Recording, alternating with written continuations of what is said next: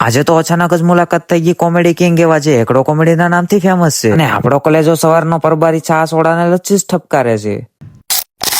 તો જય માતાજી મિત્રો, હું છું તમારો પ્રિય મયુર બ્લોગનું સ્વાગત છે તમારું મારા મોર મિની બ્લોગમાં. તો આજે મારે અને કલેજાને જવાનું છે તળાજા અને પાલીતાણા. હું કામ જવાનું છે હું તમને આગળ કહું, પેલા ફોલો ન કર્યું હોય તો ફોલો કરી નાખો. એટલામાં તો આ બેટા બરિયા પણ અમારે રહે થયા, કેમ કે એને પણ અમારે આવવું છે. મેં કીધું સાના માના હોઈ જાવ ને. પછી ફાઇનલી બે પગવાળી ફોર્ચ્યુનર લઈને નીકળી ગયા તળાજા બાજુ. મેં કીધું લાય આજ ફોર્ચ્યુનર હું આકી લઉં, પણ મને તો પાછળ સાનો માનો બેસાડી દીધો. साला ये दुख का खत्म नहीं होता बे.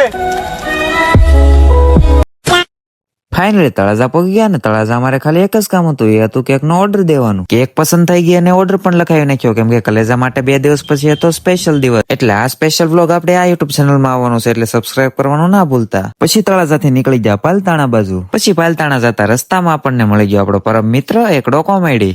અને ઇન્સ્ટાગ્રામમાં મસ્ત મજાના કોમેડી વિડીયો બનાવે છે, એટલે એને અનફોલો કરો અને મને ફોલો કરો.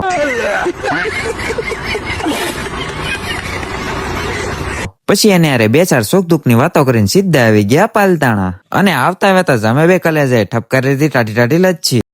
પછી આવી ગયા કપડાની દુકાને, અને પાલીતાણામાં પણ અમારે એક જ કામ હતું, જે હતું ભાઈબંધનું ઇન્ડો વેસ્ટર્ન ચોઈસ કરવાનું. પછી વરાજે ઠપકારી લીધી પરબારી સા. પછી 2 થી 3 ઇન્ડો વેસ્ટર્ન કરી દીધા ટ્રાય. પછી એક ઇન્ડો વેસ્ટર્ન ફાઇનલ કરીને અમે ત્યાંથી નીકળી ગયા. અને પછી ભાભી માટે લઈ લીધું એક મસ્ત મજાનું ગિફ્ટ, જે તમે વિચારી પણ ના શકો. ગિફ્ટમાં શું છે હું તમને 2 દિવસ પછી કહેવાનો છું, એટલે જોવા માટે ફોલો કરતા જજો.